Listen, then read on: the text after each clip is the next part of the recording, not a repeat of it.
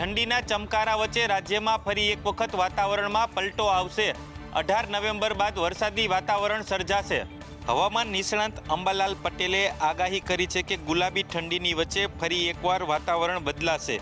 બંગાળની ખાડીમાં low pressure સર્જાતા આગાહી કરવામાં આવી છે કે 15 નવેમ્બર બાદ વાતાવરણમાં પલટો આવશે અને 18 નવેમ્બર બાદ રાજ્યમાં વરસાદની આગાહી છે તે કરવામાં આવી છે।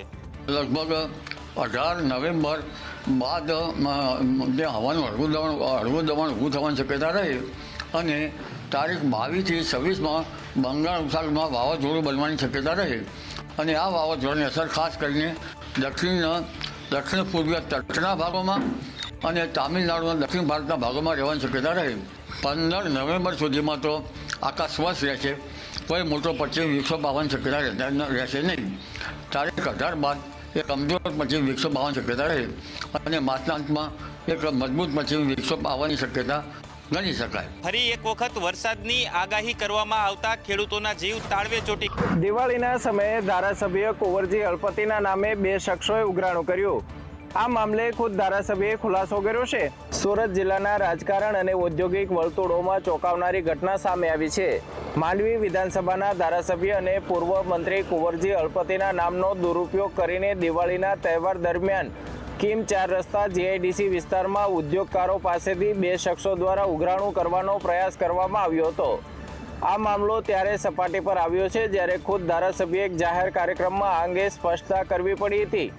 ઉભા રહીશું અને ખાસ કરીને તમને પણ કહું છું કે ગણપતભાઈ આ વિસ્તારના કેટલાક આગેવાનો એવા છે કે જે આપણા નામે પણ એ લોકોની આગળ આવીને હપ્તા ઉઘરાવી જાય। મેં હમણાં જ પણ કહ્યું કે આવું કોઈ પણ આવે અમારા નામે તો સીધા ફોન કરજો ભાઈ મને કે કુંવરજીભાઈ આ તમારું નામ લઈને આવ્યો છે।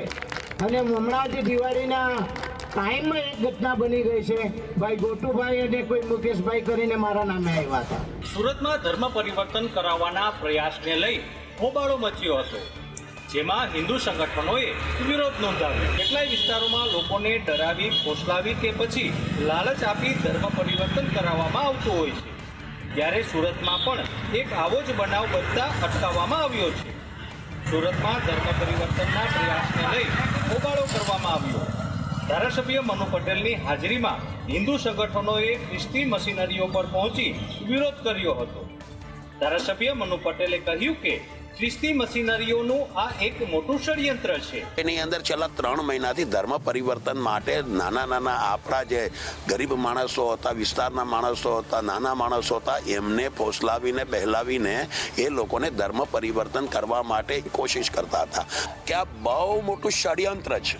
જોકે આ ષડયંત્રનો પર્દાફાશ કર્યા બાદ આવી ગેરપ્રવૃત્તિ કરતા લોકોને છોડવામાં નહીં આવે તેવી પણ હિન્દુ સંગઠનોએ ખાતરી આપી હતી। અમદાવાદના ગાંઠલોડિયામાં સ્વચ્છતાનો સત્યાનાશ વળ્યો, કારણ કે ગાંઠલોડિયા બ્રિજ નીચે ડસ્ટબિન જ ધૂળ ખાતી હાલતમાં જોવા મળ્યા।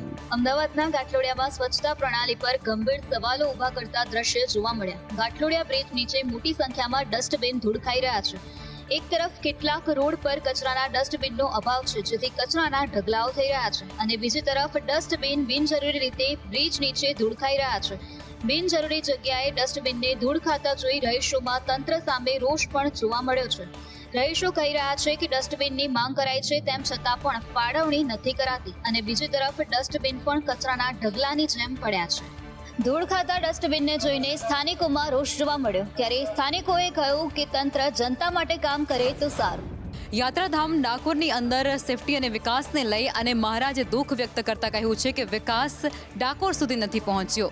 પશ્ચિમ પીઠાધીશ્વર શ્રી રામાનંદાચાર્ય મહારાજે ડાકોર રણછોડરાયજીના દર્શન કર્યા અને જ્યાં રામાનંદાચાર્ય મહારાજે ડાકોરના વિકાસને લઈ અને દુઃખ પણ વ્યક્ત કર્યું હતું। प्रदेश सरकार ने यहाँ के विकास के, इस क्षेत्र के विकास के लिए क्यों नहीं अभी तक चिंतन कर रही है या किया है या किस कारण से नहीं किया है। मैं उनसे आग्रह करूंगा कि जैसा नाम राजा रणछोड़ राय जी का है तो ये राजा की नगरी प्रतीत होना चाहिए સ્વામીએ સરકારને વિનંતી કરી છે કે ડાકોરની અંદર વિકાસ કરવામાં આવે. રાજાધિરાજના દર્શન કરવા માટે આવ્યા છીએ તેવું લાગવું જોઈએ. રાજ્યમાં બ્રહ્મ સમાજની અવગણનાનો મુદ્દો ગરમાયો છે, જ્યારે 7 ડિસેમ્બરના રોજ રાજકોટમાં બ્રાહ્મણ સમાજનું મહાસંમેલન યોજાશે. ભાજપના શાસનકાળ દરમિયાન બ્રાહ્મણ સમાજના આગેવાનો રાજકીય રીતે અવગણના કરવામાં આવી રહ્યા હોવાના આરોપો વચ્ચે સમાજે સંગઠિત થવાનો નિર્ધાર કર્યો છે. આ સંદર્ભે સોમનાથ બ્રહ્મપુરી ખાતે એક મહત્વપૂર્ણ બેઠક યોજાઈ હતી, જેમાં સૌરાષ્ટ્ર, કચ્છ અને બ્રહ્મ સમાજના અગ્રણી મિલન શુક્લા સહિતના નેતાઓ ઉપસ્થિત રહ્યા હતા. બેઠકમાં મુખ્યત્વે રાજકીય ક્ષેત્રે સમાજની અવગણના કરવા અંગે ચર્ચા કરવામાં આવી હતી. ઉપસ્થિત આગેવાનોએ જણાવ્યું છે કે રાજ્યના 95% બ્રાહ્મણો ભાજપ સાથે જોડાયેલા હોવા છતાં મંત્રીમંડળ કે સંગઠનના સ્થળે બ્રાહ્મણ નેતાઓને પૂરતું સ્થાન મળ્યું નથી. ત્યારે માંગણીઓને વાચા આપવા માટે રાજ્યભરના બ્રાહ્મણ સમાજના આગેવાનો દ્વારા 7 ડિસેમ્બરના રોજ રાજકોટ ખાતે એક બ્રહ્મ સમાજ મહાસંમેલનનું આયોજન કરવામાં આવ્યું છે. રાજકીય નિષ્ણાંતોના મતે આ રાજકીય બાબત સામે આવી છે અને બ્રાહ્મણ સમાજનું સંમેલન છે, જે આગામી રાજકીય નીતિની ગતિવિધિઓને લઈને પણ મોટી અસર કરી શકે તેમ છે. રાજકોટમાં આહિર સમાજના અગ્રણીઓ દ્વારા એક કાર્યક્રમમાં હાજર રહીને લગ્નમાં થતા વ્યર્થ ખર્ચને બંધ કરવાનો નિર્ણય કરાયો છે. રાજકોટ આહિર સમાજનો લગ્ન ખર્ચ મુદ્દે નિર્ણય કર્યો છે. લગ્ન ખર્ચ પર નિયંત્રણ લાવવા માટે વરપક્ષે 8 તોલાથી વધુ સોનું ન મૂકવું, મામેરામાં 11,000થી વધુ રૂપિયા આપવા નહીં અને પ્રી વેડિંગ પ્રથા બંધ કરવાનો નિર્ણય કરાયો છે. કે વધારેમાં વધારે 2 તોલા સોનું આપવું.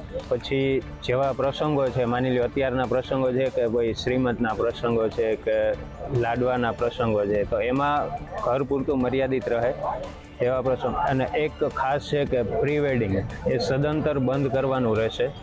અને એવા ટોટલ 14 નિયમો છે જે લાગુ કરેલા છે, અને જેનાથી એક સમાજમાં ખોટો ખર્ચો ન થાય અને સમાજ એક નિયમોનો ભંગ કરનારને 1 લાખ રૂપિયાનો દંડ ફટકારાશે તેવો પણ નિર્ણય કરવામાં આવ્યો છે.